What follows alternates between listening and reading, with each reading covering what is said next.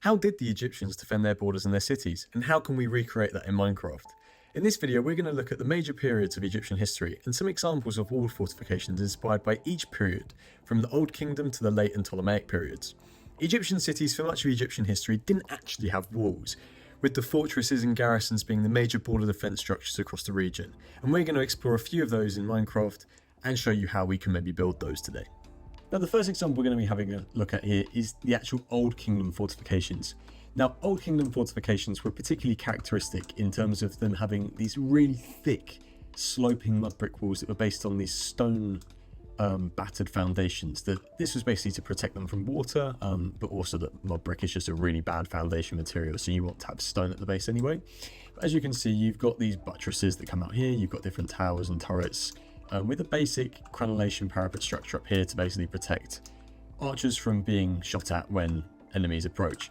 But the thing is, generally with Old Kingdom architecture, is that Old Kingdom architecture, other than the pyramids, is very characteristic of actual very basic, primitive Egyptian vernacular architecture, and is a continuation on from that.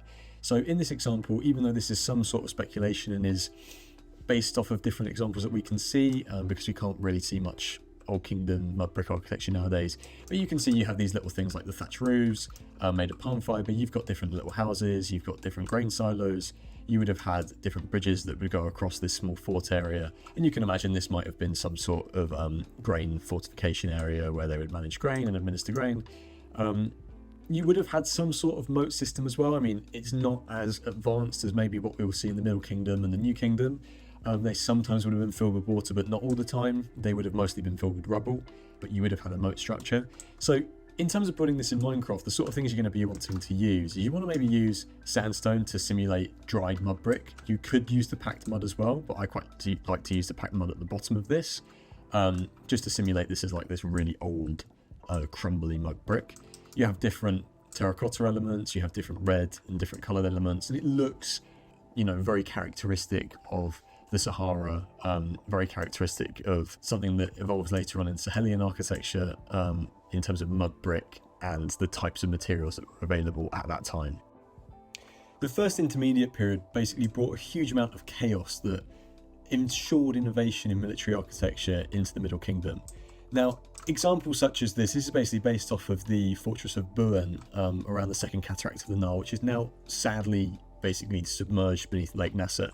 But the innovations that were created by such fortresses are typical of the times that they were innovated in.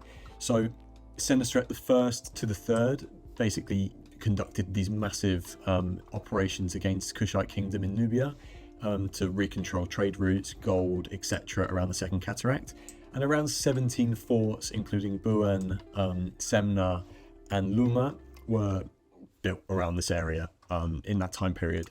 Now, typical innovations that consisted of this time period included these sloping moats with arrow slits in much of the fortifications, with then actual setbacks within the walls themselves, and then these huge gatehouses with then these sloping details at the bottom of the fortifications. And this basically meant that these were hugely effective imperial basically tools that allowed the Egyptians to control a huge amount of resources, but also allowed them to properly resupply troops when they went south, when they went across to the Sinai as well. And even though it's a very simple architecture, it's a very simple thing of, you know, in this example, it's made out of mud bricks, but in this example in Minecraft, we're making it out of sandstone, smooth sandstone, these all sorts of things. Very, very simple. It was quite technologically advanced for the time, including different wood lattices that would have been inside the structure. But as you can see in Minecraft, this is the sort of thing that we're going to get in this time period. So if you want to recreate this, best thing to do is to have big tall high walls. You're going to have different little setbacks and these tiny little towers within your walls themselves with these slanting elements with your stairs. You're going to then also have this big moat with a slanting bit inside it. Now these oftentimes had small circular turrets in them as well as loads and loads of arrow slits. These things were absolute monsters of defense, and it shows for the time in the Middle Kingdom in that after the first intermediate period they were able to restore stability in the country through these huge fortresses and these huge types of walls that they built, like this. The second intermediary period brought many harsh lessons on the ancient Egyptians particularly the Hyksos invasion of the chariots that basically came and they ravaged the whole place and they took over.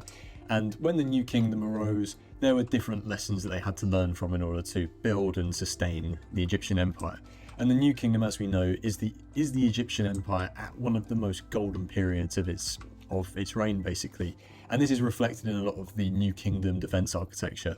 Now, what would have happened is you would have had a mix of Middle Kingdom stuff, so things that were kind of like this, that were pioneered earlier, that were more expansive and adopted ideas of New Kingdom architecture. So this is an actual example here, this is actually a replica of the fortifications at the front of the Medinet Habu temple, the mortuary temple of Ramses III. And that temple is a very, very good example of what New Kingdom, a very well preserved example of what New Kingdom fortifications look like, including the major innovation, which was something called this killing field gate. It's a very nicely named thing, but it's this huge area in front of a gatehouse, which is known as the killing field, where basically you channel in all of the different invaders and soldiers who are trying to attack your gatehouse, and all the archers from above can just shoot down at them and throw things down at them, and they, stuff happens down there. Now, Medinet Habu is a great example of this, because Medinet Habu was designed as Ramses III's eternal city, his eternal palace. So he wanted an amazingly ornate gatehouse and this massive fortification. So it's less complex than this sort of thing over here. You would have still had these huge mud brick walls with then maybe first line fortifications that maybe this is a bit more decorative, but then you would have had these huge killing gates with then these decorated facades and whatnot. So we've got some different bits of hieroglyphics and things over here, much more decorative and much more beautiful than this stuff over here. Now, that's not to say that in the New Kingdom this stuff didn't exist, as I've said before. The Fortress of Buen had an extra circuit added to it. So the internal circuit of the Fortress of Buen in the Second Cataract, that had an extra circuit to it, which is actually something that resembles what this is. So the inner circuit was something like this, and then they basically built another circuit that kind of replicated, but bigger, what was on the inner circuit. So you would have had a mix of this and this in both the Kushite border and the Sinai border that would have basically defended the cities and would have defended the empire, as well as being the borders and the boundaries for all of the Egyptian temples and the major palace landmarks such as Medinet Habu, Ramses III's mortuary temple that we have here. Now, another thing I want to touch on in the New Kingdom is the actual use of these big mud brick walls around some of the temples. Now, as you might have seen in my previous video about ancient Egyptian temples, they have these big, thick mud brick walls that surrounded them, which basically protected the grain and all the artifacts that were stored inside the temple. Now, this is not a particularly New Kingdom period thing. However, the expansion of these walls into the New Kingdom as a sandstorm comes in was very characteristic of the New Kingdom and these huge New Kingdom temples that would have arisen. So you might have little gates like this.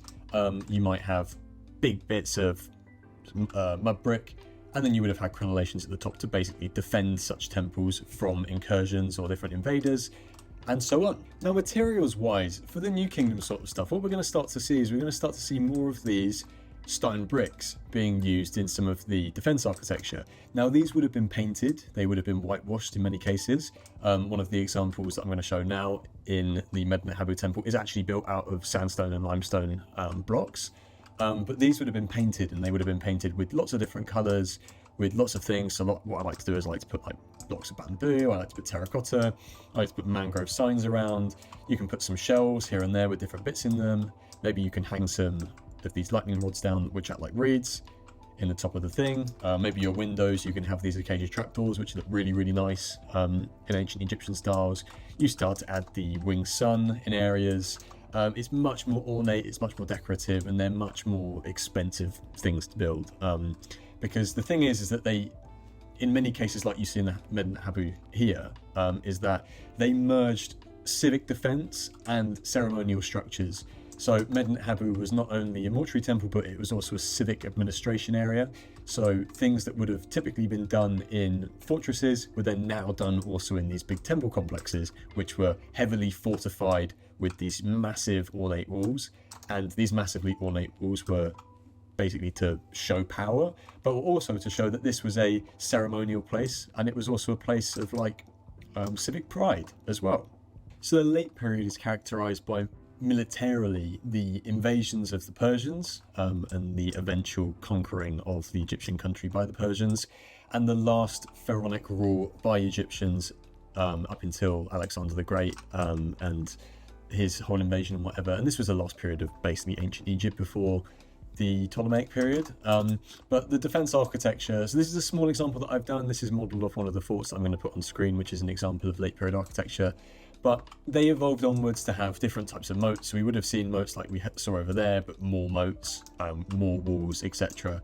But what a big thing that was characteristic of this period was the actual stone facings. So there would have been mud brick elements to these, but much of it would have been stone faced. So in this example, this is all stone faced. I've used quartz bricks, I've used smooth quartz, all these sorts of things to simplify and exemplify this idea of stone facings. You would have had some ornate elements, you would have had some flags here or there, you would have had bands of colour added to these, but the idea was that these were basically to stop Persian siege equipment. So you would have had different elevation changes, you would have had stairs, you would have had moats, all these sorts of things that in these examples here, if you just have a straight run up to the door, Persian ramming siege equipment is just going to go straight through it. So if you have breaks in the rhythm of a building like you have here into the main entrance, it's much more difficult to ram the door open. So that's more characteristic of late period architecture. And something like this, it would have been kind of something like this. There are a few examples that we can see here or there that you can see in parts of the Sinai and mostly that Asiatic side of Egypt. But yeah, in Minecraft, you're going to try and do something like this. With a few other little details in it. And last but not least, the Ptolemaic period. Now, I have spoken a little bit in terms of Hellenistic fortifications in a previous video that I went on about Greco-Roman styles, and this is actually the example that I used in that video. But the Ptolemaic period was characteristic of Greek architecture, and it would have involved some sort of Egyptian elements, so it would have kind of been maybe a mix between these late styles and then the actual Greek Hellenistic style. In terms of Alexandria, if you see some reconstructions in the archaeological evidence of Alexandria, it's likely that it would have had just proper Hellenistic fortifications, which would have been something like this with very small crenellations. It would have been a very simple buttressed wall with just these big towers, which were not actually characteristic of Egyptian things like this. And by this time, a lot of the city architecture and the wall fortification architecture is much more advanced. Now, this wall here, I will say, this wall is characteristic of actual town defense and city defense. The military architecture would have looked a little bit different to this. It would have just been bigger in scale and would have had more turns like you see in the late period architecture. But you kind of get the gist of what these things look like in terms of material palettes. I mean, what I use here is I use these sorts of things like quartz, white terracotta, diorite, andesite, stone, bricks, etc. It's a similar color palette to this, but as you add the more brick elements like you have in Hellenistic period construction in that example, whereas here it's just mostly like quartz sort of stuff, the bone bricks, the packed mud, the sandstone, the typical like desert looking stuff. Whereas as you get to the Ptolemaic period, it starts to look more Greek, obviously because they are controlled by the Greeks. And there you have it. That was 5 periods of Egyptian defense architecture and the walls that they made. Really hope you guys have enjoyed this video and learned something from this video. If you have, make sure to like and subscribe for more videos like this in the future. And until the next time, goodbye.